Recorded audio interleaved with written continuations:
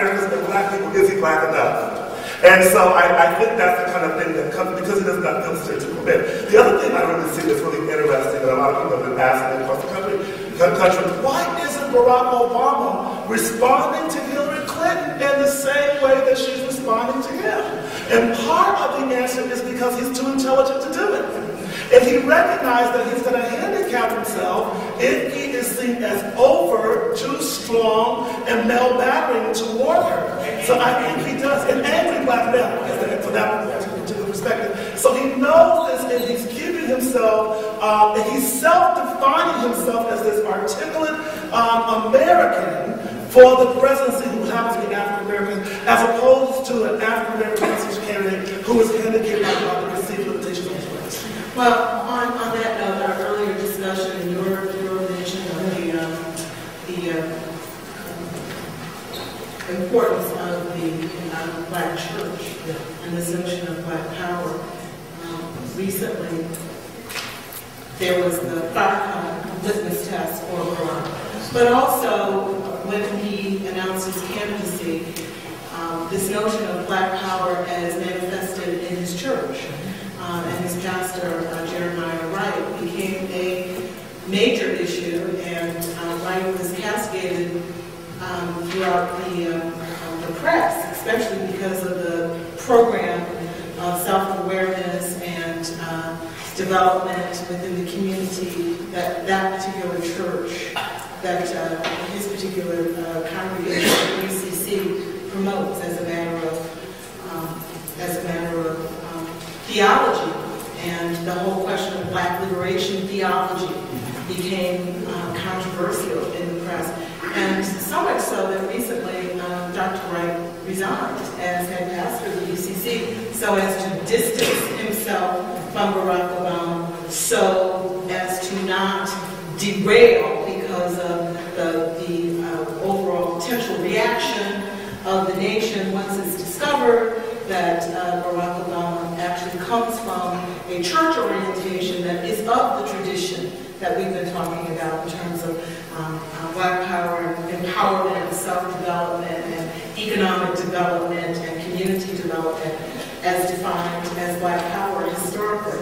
And so we have seen some fallout in terms of the neutrality, running a campaign that is raceless, but at the same time preserving the integrity of one's background, and the reaction of this church community that we will step back and attempt to make ourselves less of a liability to you because of this potential new phase and era that seems to be on the rise. And I also to add that the UCC was the only Protestant organization that has been threatened with having its federal tax identification removed because of the perceived politicization and because of the affiliation of Jeremiah Wright being a UCC pastor. And I think also partly and simply connected to the fact that the church economically helped to fund Barack's campaign. It's very interesting. I wanted to say a lot of things. Thank you very much for coming. I enjoyed all of your comments. Having spent some time at Abyssinian Baptist Church in Harlem, I recognize the importance that church was to the Black Power movement, one phase of it. Incredibly important. But you mentioned something that I think deserves maybe a little attention. My former mayor, Bradley, having lived in Los Angeles, and I was in the riots, and LA burned, and I was there in 1992. And I'm a little disturbed, quite frankly, at the lack of, I think, research into what promoted, what prompted people to respond the way that they did. And I wanted to have you maybe give your opinion about whether you thought that riot at LA burned was a Black Power movement in and of itself. Because I was there, and I heard what people said. My neighborhood burned down. Those shops burned down. My personal property burned down. And nobody really, I think, asked people why, what else was going on there other than those officers being acquitted. Well, how do you feel about Rodney King being on national television? I think in terms of the scholarship, there's been loads of scholarship on issues of, especially the sociologists and political scientists, in terms of the function of rebellions And that dichotomy that Dr. Joseph suggested between a riot and a rebellion being more of a legitimate political movement using violence to challenge the status quo versus a riotous situation. So there has been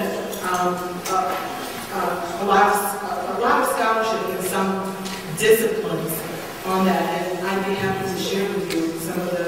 I think what I'm saying, though, is that it was economic to some degree. That has not been addressed. Right. That's what people were talking about. Addressed by scholars or the political system itself? By everybody. But then my question is, do you see that? Did you see that as a form of a Black power movement, the riot that occurred? Here's the thing, in terms of the 1960s, and this is, in terms of the 1960s, the Kerner Commission released a report. This was about 350 civil disturbances in the 60s. And it talks about two nations, black, white, separate, hostile, and unequal. And it really, well, he took that from actually the Kerner Commission. What's interesting is, fundamentally, economic inequality is part of why civil disturbances happen. Even when we're talking about race riots or racial pogroms in Elaine, Arkansas, or Florida, or Tulsa, Oklahoma, or Atlanta in 1906, it was economic insecurity, this time among white workers. A lot of times union workers, blacks weren't allowed to be part of the AFL, and blacks were used as so-called scab labor. Union workers, it was anxiety over housing, there was anxiety obviously over the sexual purity of white women.